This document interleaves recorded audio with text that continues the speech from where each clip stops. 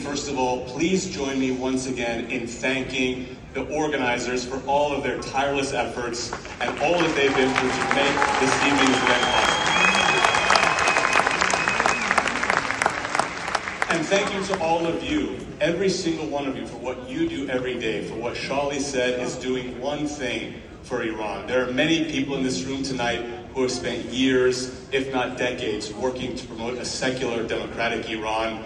And we already heard that there's one very special one of them in the house, Prince Reza Pahlavi.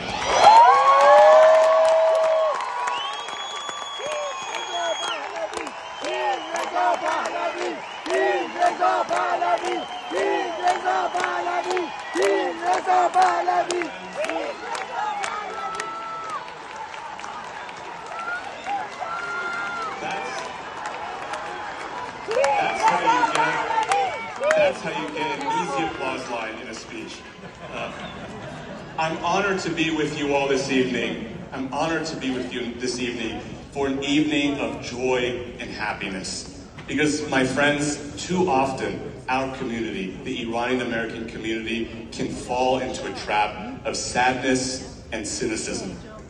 With all that's been going on for the past several months, not to mention the last 44 years in Iran, when we should be celebrating Kian's 10th birthday, or listening to Nikta singing, or have Majid Reza Rahnavard raise Iran's eternal lion and sun flag, when we should be reading a book written by Puya Bakhtiari about veganism, when we should be watching Navid Afkari representing Iran on the international stage in wrestling, who wouldn't forgive us for being sad?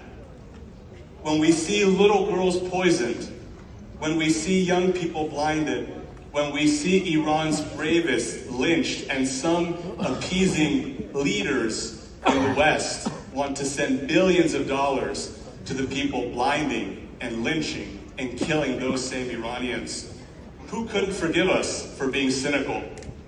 But recently, a dear friend of mine reminded me that the essence, the pinnacle of Iranian heritage, what it means to be Iranian, what Ferdowsi told us, was joy, shadi.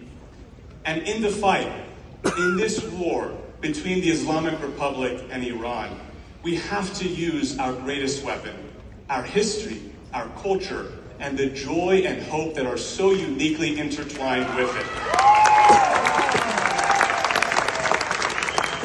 My friends, we have not achieved our ultimate goal yet, but on that path, where we are today, there's plenty to be joyful and hopeful about. When we see brave Iranians take to the streets and alleys in front of prisons to save the lives of people they've never met and probably never would have met. When we see them chant, "Don't be afraid, we're all together. Natarsid, ma hame ba ham hastim." And when we see them change that slogan and point it against the Islamic Republic and say, "Be afraid, because we're all together. Betarsid, ma hame ba ham hastim."